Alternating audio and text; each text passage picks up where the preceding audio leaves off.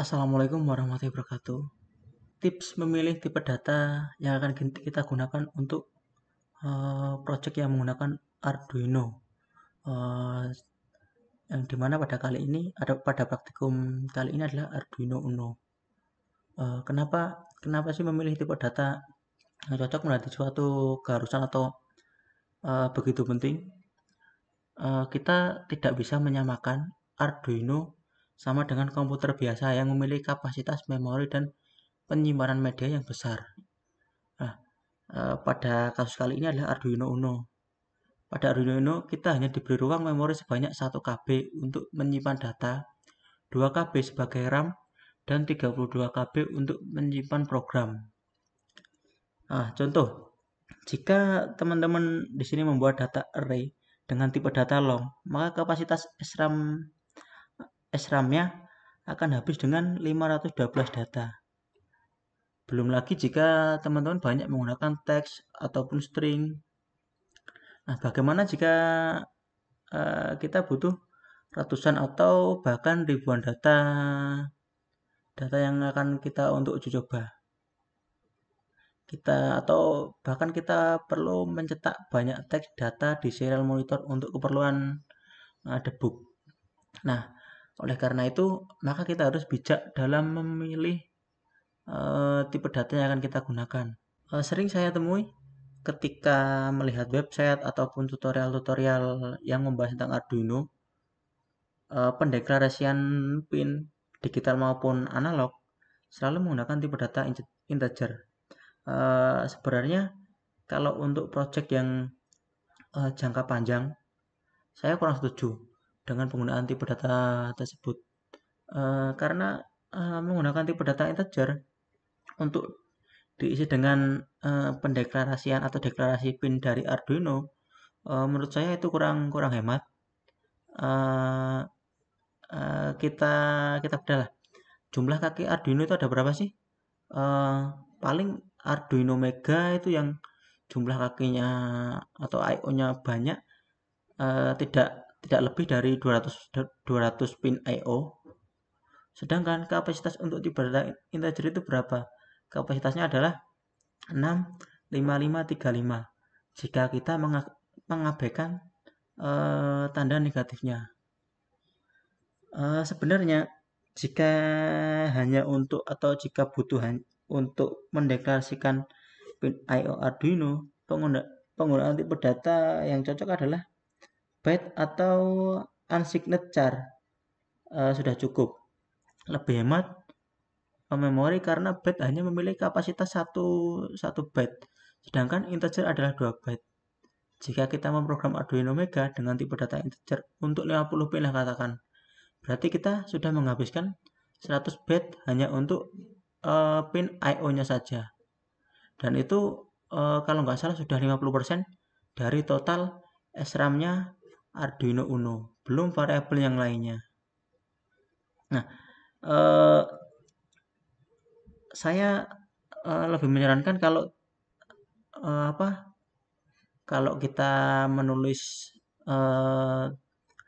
mendeklarasikan pin I/O input output digital maupun analog, kita menggunakan const byte. Kenapa kok kita pakai const atau konstanta dan byte? Sebab LED pin maupun pin pada Arduino Uno tidak akan pernah berubah dan jumlah pin Arduino itu sudah pasti.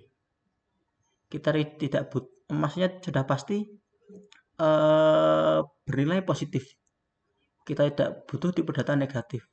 Apalagi tipe data byte sudah cukup untuk menampung 256 pin dari Arduino tersebut. Karena kapasitas tipe data byte, kalau teman-teman ingat pada praktikum algoritma pemrograman semester 2 kemarin adalah 0 sampai 255 dengan tipe 255. Terus tipe data contohnya boolean, true, false, hash, dan low sama-sama berkapasitas 1 byte. Jadi tidak akan ada masalah dengan tipe data atau dengan penggunaan tipe data byte ini. Terus yang kedua, jika kita butuh data negatif tapi di bawah angka ratusan, kita dapat menggunakan tipe data char. Char, jika kita ingat, char adalah tipe data 1 byte yang bisa digunakan untuk mengolah angka dari -128 sampai 127. Selain itu, char juga bisa kita gunakan untuk sebuah karakter dalam penulisan programnya. Sedangkan untuk unsigned char sama dengan tipe data byte, yaitu dimulai dari 0 sampai 255. Terus yang ketiga, jika kita ingin atau mengolah data pada Arduino itu dengan nilai di atas 255 dan di bawah 65535, nah baru kita menggunakan integer atau tipe data 2 byte. Kita bisa menggunakan integer jika ada data negatif dan unsigned integer jika tidak ada data negatifnya. Terus yang selanjutnya adalah tipe data long dan unsigned long yang memiliki kapasitas 4 byte. Tipe data long dan unsigned long ini biasanya pada pemrograman Arduino sering kita lihat pada penggunaan untuk fungsi milis atau mikros. Di sini adalah milisekon, terus mereka ada mikrosecond.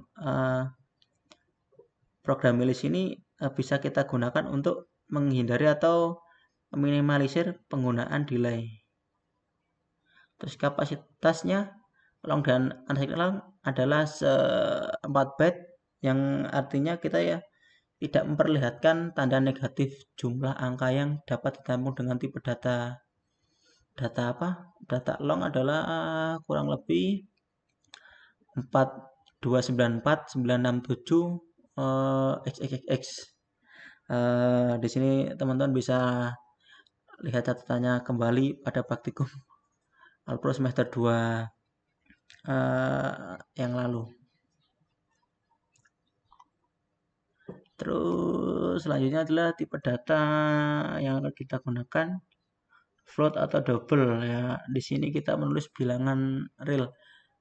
Contohnya pada Arduino, misal kita butuh